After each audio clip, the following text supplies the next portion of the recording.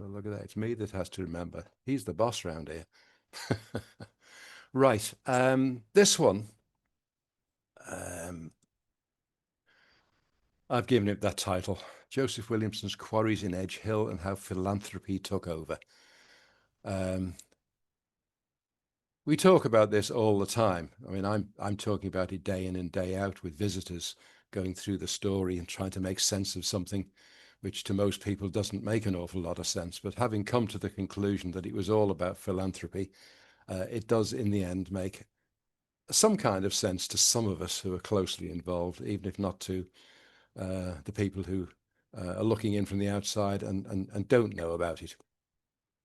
But anyway, I would like to venture that Joseph Williamson became absolutely obsessed with the idea of doing good for the poor people of his adopted area and doing it in his own very strange, very special way, unlike anybody else that we know of, really, in the way that he was providing work for the poor and helping to put food on the table and giving them their dignity.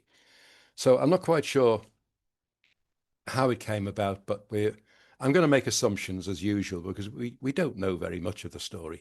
And I'm going to make assumptions that I think make some kind of sense in my head anyway. And we know that Joseph Williamson, after making a lot of money and deciding to move out of town, live somewhere nicer, moved up to this area in Edge Hill, which didn't look like this when he came up here about 1806. I'm pretty sure that Williamson moved into a rented house in the area when he came up here. But by about 1810, he had built his own house, the one he moved into and lived in until he died in 1840. But at the same time, I think he must have been envisaging a change of direction in his career. Maybe the tobacco business didn't need him to be on the spot every single day of the week, overseeing what was going on. And so he decided to look for something else to do with his life. And this area that we're looking at here, we're looking directly into what was Joseph Williamson's workyard during his time up here. Where's my laser pointer gone? Oh, there it is. This area became Joseph Williamson's workyard when he first came up here. And it's later developed 20, 30 years after his death into a corporation yard, corporation cleansing department, in fact. And later it became Lord Mayor's stable yard before becoming abandoned and derelict in later years. But this area, it's impossible to see it from this composite picture. A set of pictures were taken from the roof of a tall building. In the foreground, you're looking away from the roof of the Smithdown Lane police station. I'm not sure how many stories high it was, and I can't tell you now because it's just been demolished over the last few weeks.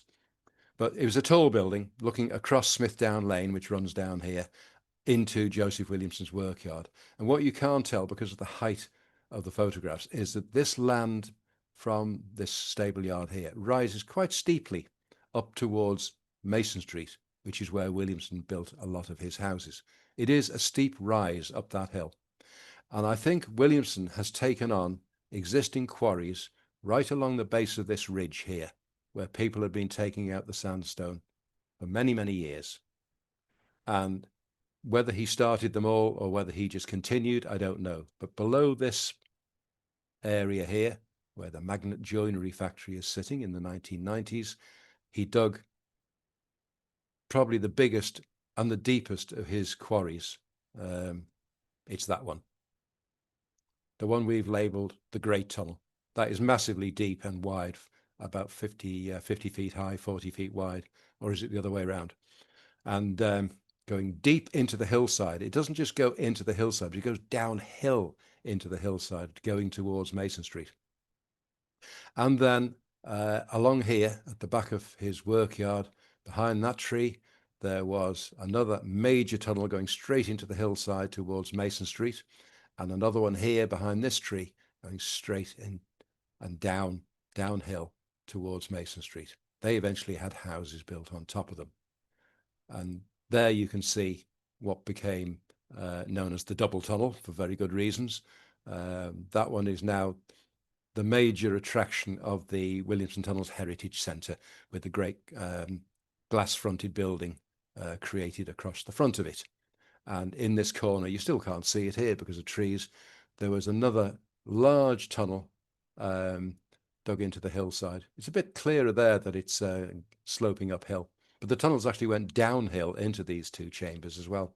And that is the corner tunnel looking into it from where the workyard was, at a point when they're starting to clear it out but hadn't completed. Very interesting tunnel, partly brick roofed.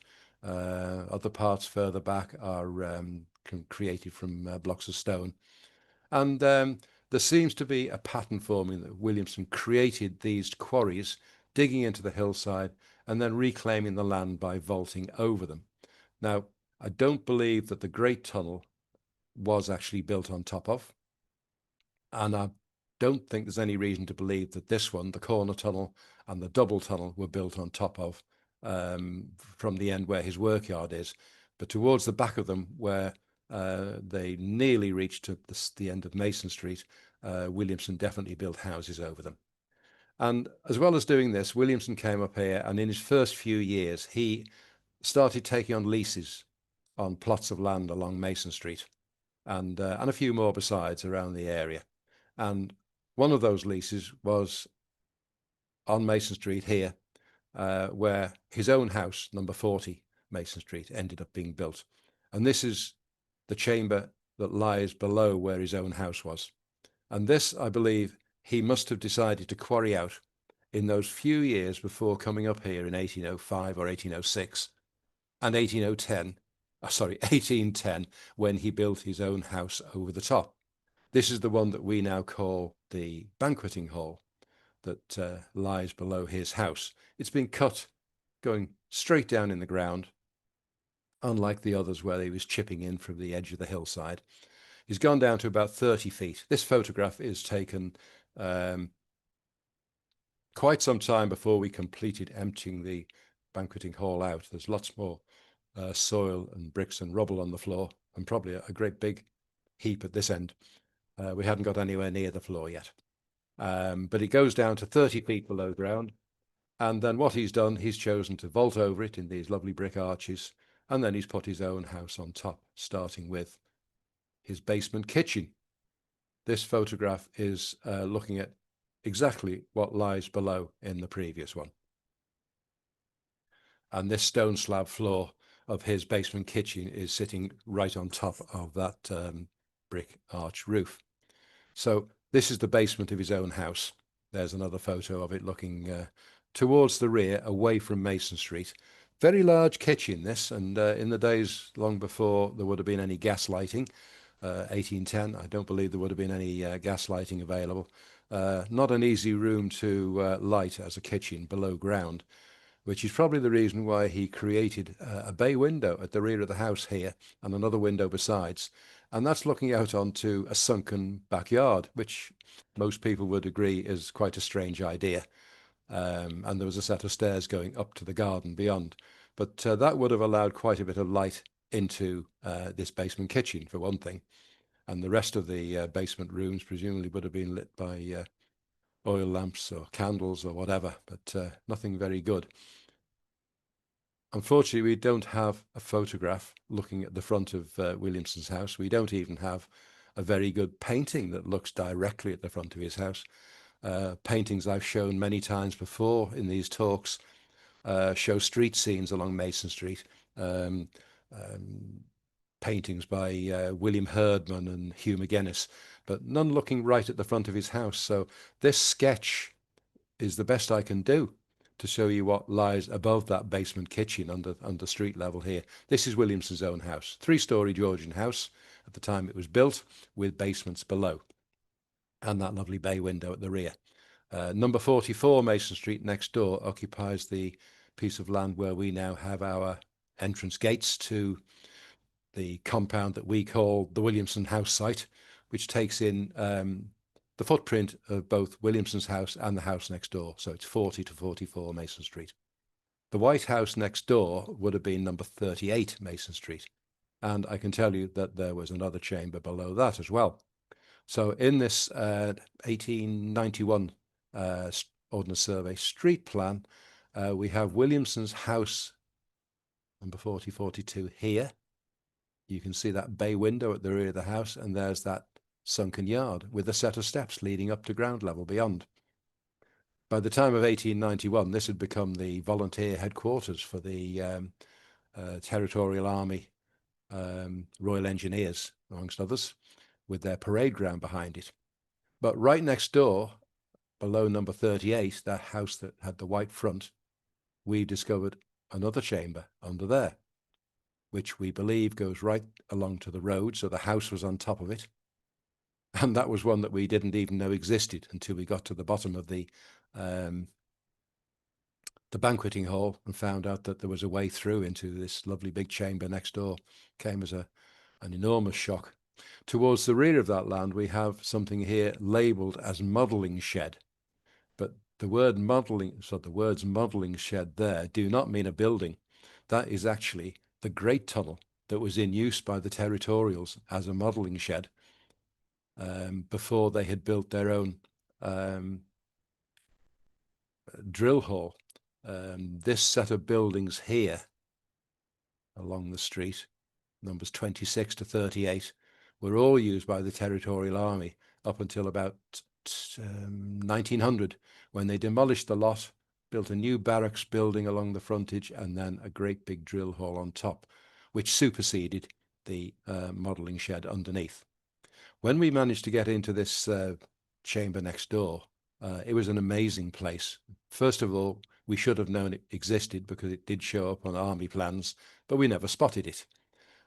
Secondly, nobody would have believed that there would have been another massive chamber as big as the banqueting hall just 3 feet away through the solid sandstone wall, entered by a very small opening through the wall between the two chambers. And when we first got in and looked up at what we discovered, this was it. Fantastic view. You're looking up to another brick arch roof 5 meters above, and that thing there is a steel pile that's been driven down right through the roof of this chamber. The roof of the chamber is 20-odd feet below ground. This pile formed part of the foundations for the magnet joinery factory that was built on that land. And I'm afraid I don't have any decent photographs of this chamber as it looks today. Chris, who's sitting there watching, took this photograph and many others, some of our best photos. But I've got 2 or 3 photos here to show you that go back to the days when we first discovered this chamber. We're boxed into a small section of it, about 7 meters long. There's a brick buttress there built by the Territorial Army. And in the next one, there's a second buttress built by the Army. This is the one that covered our entrance that we had to break in around. We got in just down there by chipping a hole through the side of this brick arch. This brick buttress. And it's looking towards that pile that you saw in the first photograph. And of course, it's still very much full of spoil, and we built some scaffolding there to try and protect ourselves, because it was quite dangerous for a while. A sheer wall of spoil that could have collapsed and fallen on us any time. And there's another shot looking in the other direction.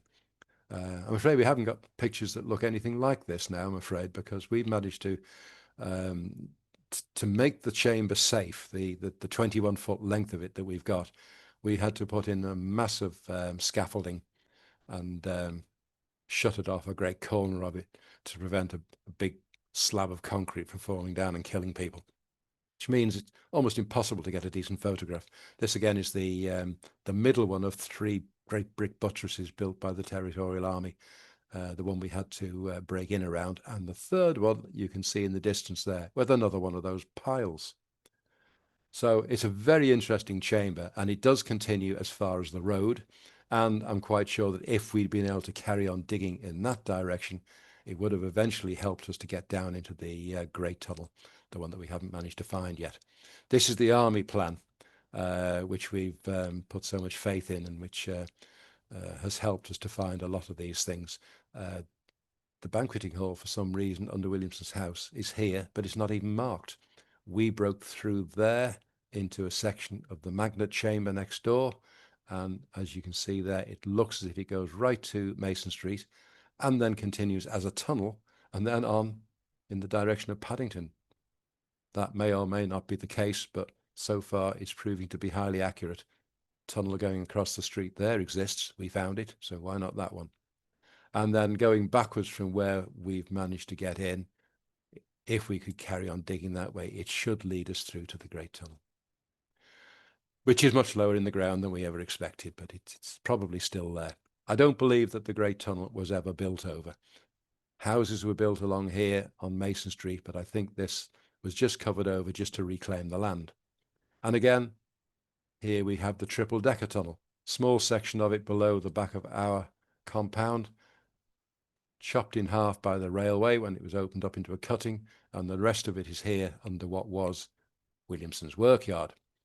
And it's still there. Some bits of it are damaged, other bits are intact, and possibly go down to 3 levels below the cobbled yard that is still there now. Nothing was ever built on top of that. So why it was created, I'm afraid I have no idea. It's one of those total mysteries. But it is what it is. Just going back to this plan again, we're there at 40, 42, 44 Mason Street on the Williamson house site. We've looked at what was under number 38 Mason Street next door there.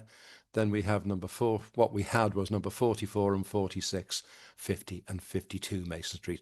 All houses that Williamson built in those years from about 1810 onwards. I don't believe we found anything of great importance underneath number 46 or 48, apart from basement rooms. All the houses were built with basements dug out of the sandstone. But under number 50, we found another wonderful chamber, a great big thing, almost full to the roof. It lies 4 meters below the current ground level, and it goes down, now we know, to more than 10 meters below ground. We found that in 2019, story which I've explained before in one of these talks, or probably in several of them. And we had to cover it up again after finding it, and we'd love to get permission to dig down under that land and empty it out and just see what it looks like. But that going forwards in time to 1914, I think it is, or 1916, is what the street looked like in later days. This one is Williamson's house here with that arched frontage. They're all gone downhill nowadays and used by the military. This is number 50 at this point in time, 1914, and it was being used as a clothing factory at that time. But this is the building that Williamson built, which had this major tunnel underneath it, and there it is. We only got into the top of it and had about 18 inches of space to crawl along from one end to the other. More than 13 meters long and about 7 meters long.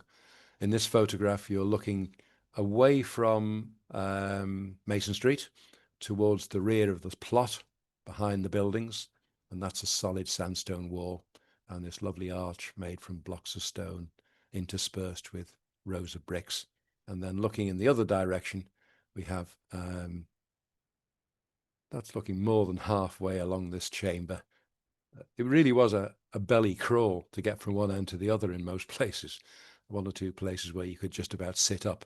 Quite claustrophobic as well. And that's looking towards the solid sandstone wall at the other end. And that is just a meter away from the road. That's where it starts. And that's where number 50 Mason Street, the Williamson building, was standing. Finally knocked down in the 1940s, I think. But this chamber is still intact. We know now through a borehole survey that this goes down to over 10 meters below ground. So it's going to be a fabulous space when we finally get round to emptying it. Now, I had it in my head for many, many years. We come to the conclusion by emptying out some of these places and finding out that they're just quarries. It took our efforts to do that, emptying out the Paddington cellars down to 60 feet, emptying out the banqueting hall, discovering the magnet chamber next door, discovering this chamber along the street. They're all just quarries, and he was quarrying the stone out before vaulting over them and then building houses on top. And that to me now makes total sense. He's reclaiming the land. Why not? And he's also seems to be getting to the point where he just has hundreds of men who need work and he wants to give them something to do. And it's his form of giving to charity in a very practical way, quite different from what most of his contemporaries would have been doing, all the rich merchants. So he was giving men work, and most of this work entailed digging out more and more quarries. Whether there was a need for the stone, whether he was going to make any money out of it, whether he gave it away or whatever, this has seemed to be what Williamson chose to do. And I had it in my head that perhaps this development only happened in the last few years of his life, because when we discovered this 60-foot deep quarry underneath the big buildings he put up on Paddington between 1836 and 1840, that just seems logical to me. But a little bit more research I should have done earlier, but maybe it's just a little bit of luck by Googling. We always knew that Joseph Williamson had supplied all the stone for the building of a local church. And this is the one. This is St. Jude's Church. It was in Hardwicke Street, which was the area where the Royal Hospital was built. I've got to call it the Old Royal Hospital now because it was built around 1970 and it's just been demolished in the last few months. Very little of it is left now. But it turns out that St. Jude's Church in Hardwicke Street was consecrated in October 1831. So presumably it was being built maybe over the period of 1829, 30, 31. I'm not quite sure how long it would have taken, but it's a big church and it obviously looks as if there's been a lot of stone used in the building of it. So this is way, way before Joseph Williamson was digging this massively deep quarry in Paddington. So this philanthropy idea must have grown gradually, I suppose, and developed more and more over many, many years, not just in those last few years of his life. What he was doing with all the stone he was taking out of the Paddington quarry between 1836 and 1840, I have no idea. But this church definitely used an awful lot of stone. And he is allegedly supposed to have supplied all of the stone for the building of it. There was a little bit more to it, in fact, because we've also learned that he did a really good deal. He must have lent money to the church for the building of this, and he's allegedly been very pleased with himself because he managed to get 7.5% return on his outlay. So although he was quarrying all this stone out and probably costing him more money in wages to get it out than he was actually getting for the stone in a lot of cases, he was also supplying this stone for free to the church, but he was getting a return on his money of 7.5%. So perhaps this was partly helping to finance what he was doing, but at least it gave him a good feeling, I would imagine, that he was getting something back out of this deal. And we know for a fact that Joseph Williamson was giving away stone to all and sundry in the end. He was giving stone to anybody who would come to him and inquired, and he would even have it cut and dressed to their own personal requirements. Which has got to tell you that by this stage in his life, it had nothing to do with making profit. This is a photograph of St. Jude's Church from a slightly different angle, but you can see it's quite a massive church. This taken in 1965, and I think it was demolished in the following year. All the local streets of terraced houses around here were demolished to make way for the Royal Hospital. It's funny, isn't it, to think that even this late, 1965, Liverpool was just a mass of these open spaces where bombed out buildings had been demolished and things like this, you know, the ragged end of a building where one survived and the one next door is completely gone. So it looks as if St. Jude's Church was quite lucky to have survived that. So I've got a plan here, a street plan of the town of Liverpool, which I managed to discover last year. Very pleased to find it on an Australian website. It's a plan by a gentleman called Michael Alexander Gage. And this plan, fortunately, Liverpool had stretched as far as Edge Hill in those days. And this little bit of Edge Hill is right at the top of the plan, almost falling off the edge. And it shows the area we're interested in. This is Paddington. There is the Bear's Paw pub. There's St Mary's Church on the other side of the road. And this plot of land here, between High Street, which became Highgate Street, and Back Mason Street, which is there, that is where Williamson put up his block of 4 tall buildings, sometime in 1836 to 1840. And there's no sign of them. And neither is there any sign of a quarry.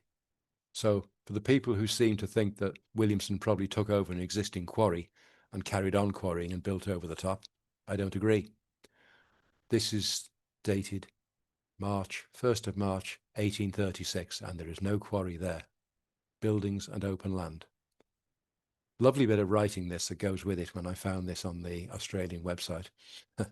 I've got to read it to you. This trigonometrical plan of the town and port of Liverpool, including the environs of Edge Hill and Toxteth Park, Kirkdale, Everton, Low Hill, from actual survey, is by permission most respectfully dedicated to the worshipful, the Mayor and Common Council, by their most obedient and obliged, very humble servant, Michael Alexander Gage. Engraved by Thomas Starling of Wilmington Square, London. Why Alexander Gage felt the need to be most obedient and obliged and very humble, I don't know. He's produced a plan for them, which is quite useful to everybody. But it's lovely kind of. I can't even call it Victorian speak, can I?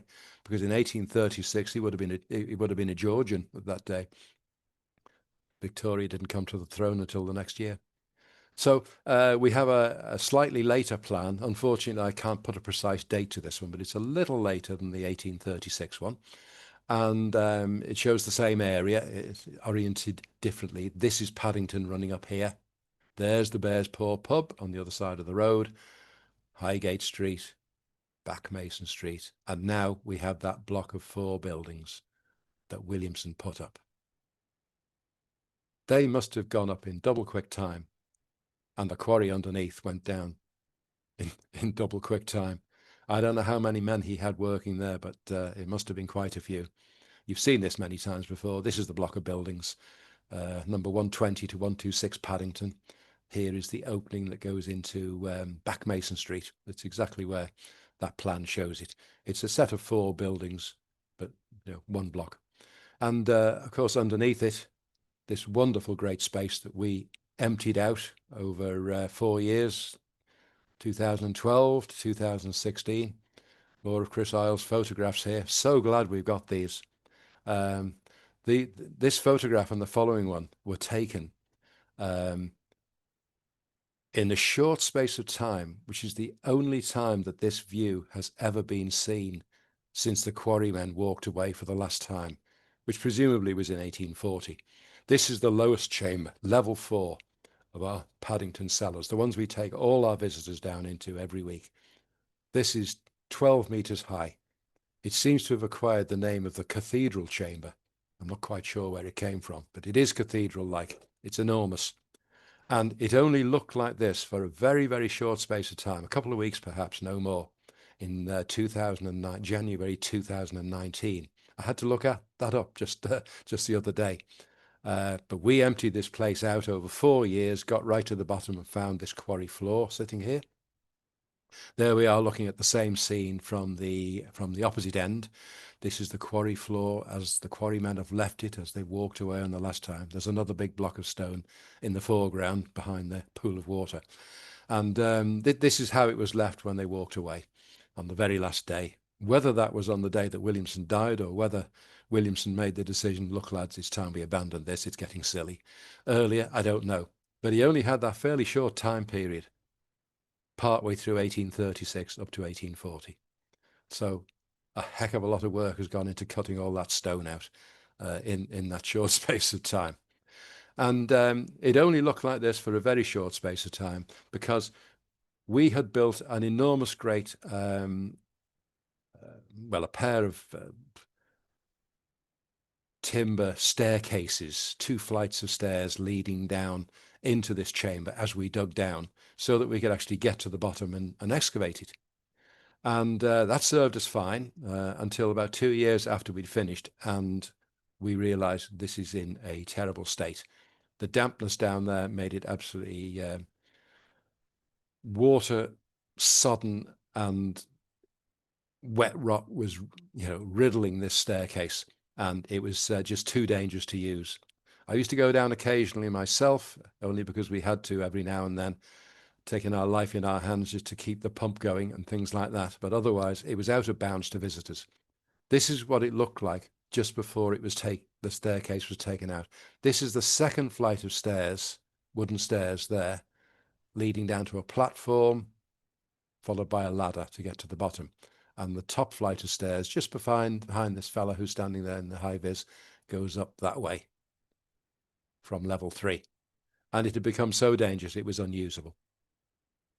So this is my last photograph. I only dug these out this afternoon, a couple of hours before doing this show. This is the top flight of stairs going down to a platform there, and then the second flight going down there. And we just had to take them out. And those 2 photographs I showed earlier are the only view of this chamber when it was completely empty, other than the ladder that we used to get down there. And after that, soon after that, we managed to get this lovely steel tower staircase installed in place of this, which allows us to go down and take visitors down again. I very much remember, just reminded when I looked this up this afternoon, 1, 2, 3, 4 steps there. There's tape around the 3rd step down. There's a very good reason for that. That step is so rotten, nobody would dare to stand on it. And if you did, and you grabbed hold of that handrail, the handrail and you would end up down there about 20 feet below, because the handrail was rotten. It was hanging on by the skin of its teeth. So I used to go down there, step on the 1st, step on the 2nd, and then step over the 3rd onto the 4th step. Do not forget, avoid that 3rd step. It was really, really dangerous. Anyway, this is in the day, well, the actual day when we were removing these stairs because they just had to go. We've got a strap around there and a hoist, and we were lifting them out. It was a massive job. They'd become so waterlogged. They must have been twice the weight that they were when they were put in. And they're now gone, and we've got a very nice staircase that gets people down there very safely. I'm not quite sure why I'm showing you all this, but it's an opportunity to show photographs that I'd never shown before to visitors in these talks. So that's about it. But I believe this philanthropy idea just developed over many, many years, got to silly, extreme lengths with this deep quarry under Paddington. But it seems as if it had been going on for a long time, and it was just a natural progression. I don't know whether anybody else has other ideas about how it came about or why it came about, but it's what I think at the moment, and I'm going to stick to it because I can't make sense of it any other way. So there you go. That's about it. Oh, still got 25.